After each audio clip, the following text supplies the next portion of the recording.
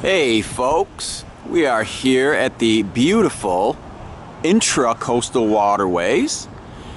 That is the American Legion on Madeira Beach, and we are here to discuss coastal processes. Here I'm standing on what we call riprap. Riprap is a cheap way to prevent erosion because it's rubble. In this case, we have the cement or concrete blocks. It does add to the habitat a lot. You can see it as the site of attachment for the eastern oyster here. Also, because of that, you have a lot of wildlife that lives in this area. So this riprap gives habitat to a lot of different creatures. One of the most common fish, and we'll see if we can find one as we walk up and down the riprap, is the sheep's head, because they eat crustaceans, barnacles and such off of these piles of rubble. So we are at the intracoastal waterways. The intracoastal waterway lies between the barrier islands, and there is the barrier island of Madeira Beach right there, and the intracoastal.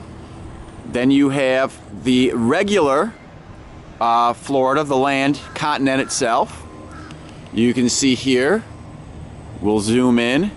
There you have a brown pelican. Notice the brown pelican, if I can get him back into focus.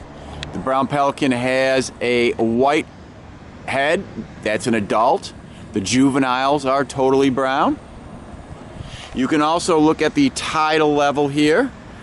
We are at a moderate tide right now. It gets lower, but obviously it gets higher. You can see how the rocks are darker where the high tide line is. You also see some mangroves trying to establish here on the riprap. They won't make it, but they're giving it the old college try, if you will. The propagules come up, they find a little place to root, and they'll try to grow, but this is not suitable habitat for them to make it to adulthood. So we are here on the riprap, which helps combat erosion. It's a cheap and easy way to do that. One more thing to notice is the lack of waves.